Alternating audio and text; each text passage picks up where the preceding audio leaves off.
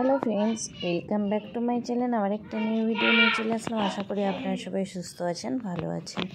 সবাইকে শুভ সকাল।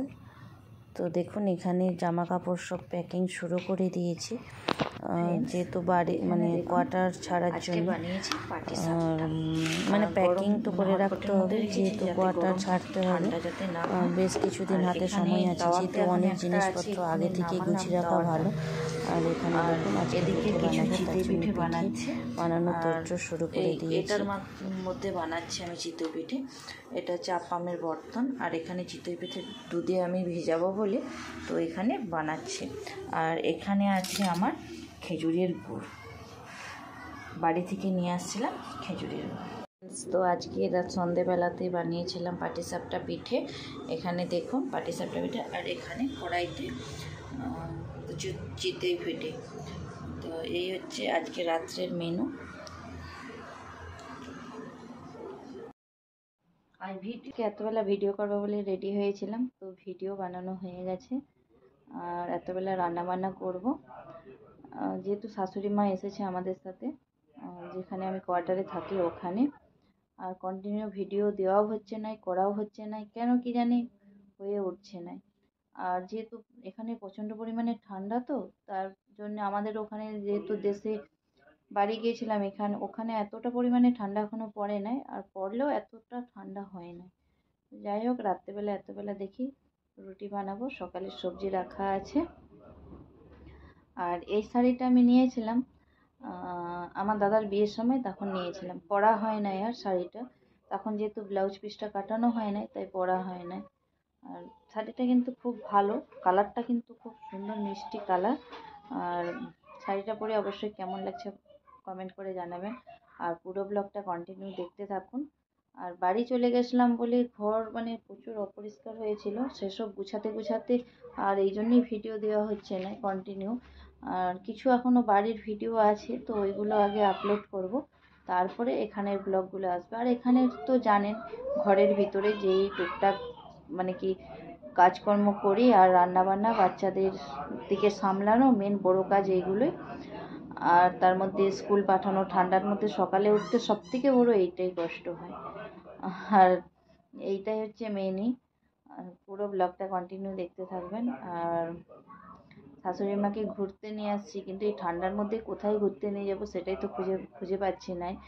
মানে যেহেতু আগে একবার আসছিল, তখন মানে নতুন বিয়ে হয়েছে, তখন নতুন বিয়ের পরে যেহেতু মানে সিন্দিলা হয়েছে, সেই সময় সিন্দিলা হওয়ার সময় নিয়ে এসেছিলাম। আর তারপরে আর নিয়ে আসা হয় না, অনেকগুলো বছর মাঝখানে চলে গেছে, মানে 4-5 বছর চলে গেছে। তারপরে আবার এখন সেয়ান্সি হয়েছে, আর তার জন্যে নিয়ে আসলাম যে ঘুরে যাবে আর বাচ্চাদের সাথে একটু খেলবে, এই জন্যই নিয়ে আসলাম। চলুন তাহলে পুরো ব্লগটা কন্টিনিউ দেখতে থাকুন। দেওয়া হয়ে গেছে 5 মিনিট। তো আজকে বানাবো ইলিশ মাছের সর্ষে ইলিশ। তো চলো ঝটপট করে ইলিশ মাছগুলো আগে ধুয়ে নেব।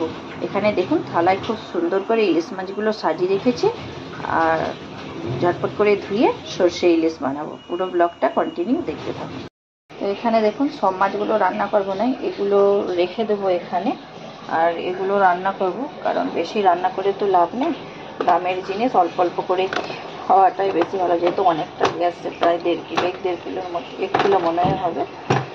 একদিনে তো 1 কিলো মাছ লাগবে না, আর যেহেতু অন্য রান্না হয়েছে, আর এগুলো নিয়েছি, এগুলো বানাবো। চলো, আর এগুলো তাহলে রেখে দিয়ে আসছি। এখানে দেখুন মাছগুলো সুন্দর করে নিয়ে নিয়েছি। এবার এগুলো মশলা, সরষে, পোস্ত, কাঁচা লঙ্কা বেটে নেব, তারপরে বানাবো। চলুন। তো এখন ইলিশ মাছটা রেডি করে নিচ্ছি। এই দেখুন পিসগুলো দেখতে পেয়েছেন, কি সুন্দর রেডি করে নিচ্ছি সবার জন্য। আর রেডি করে এবার নিয়ে নিলাম মাছগুলো, এবার লবণ দেবো, লবণের টাকাটা।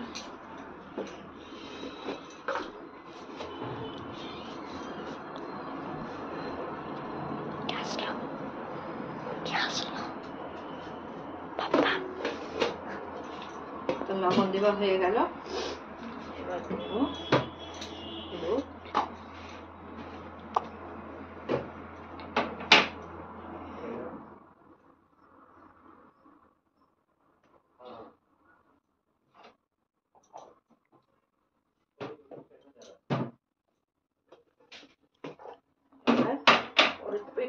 লঙ্কা গুঁড়ো দেবো।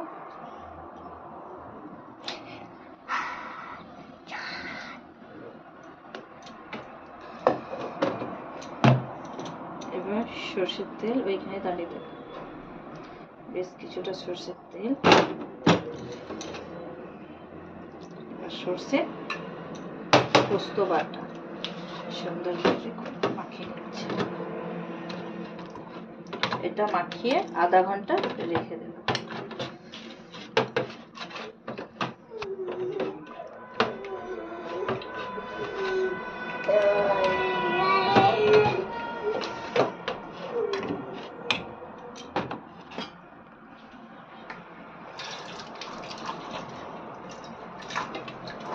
সুন্দর করে ঢাকা দিয়ে আধা ঘন্টা থাকবে। কেটে দেবো।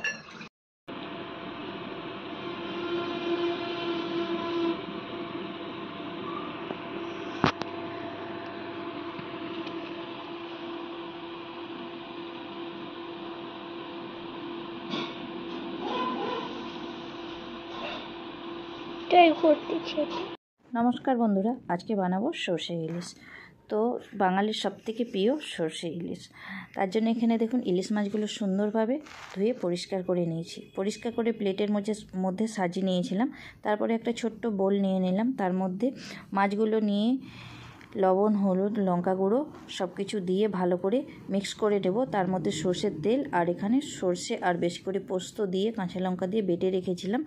আর শিলবাটাতেই কিন্তু বাটা, শিলবাটাতে বাটলে কিন্তু টেস্ট দারুণ লাগে। আর দেখে মনে হচ্ছে না রান্না হয়ে গেছে, না না রান্না হয় নাই, রান্না করব এখানে। তার মধ্যে যেহেতু আজকে মাইক্রো ওভেনে বানাবো, তার জন্য এখানে সুন্দর করে এখানে মাছটাকে ম্যারিনেট করে আধ ঘন্টা রেখে দিয়েছিলাম। তারপর এখানে দেখুন মাইক্রো ওভেনের মধ্যে দিয়ে দিয়েছিলাম, হয়েও গেছে। তারপরে আবার বের করে নিয়েছি, বের করে নিয়ে এখানে কাঁচা লঙ্কা দিয়ে দেবো। আর তো এখানে উল্টে নেব।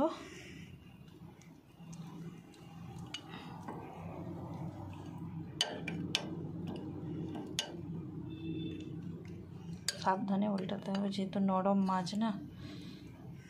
আর নিচের এগুলো আছে, এগুলো উল্টানোর দরকার নেই, যেহেতু এগুলো একবারে ঝোলের সাথে ডুবে আছে, তাই উল্টানোর দরকার নেই। একটু লবণটা চেক করো।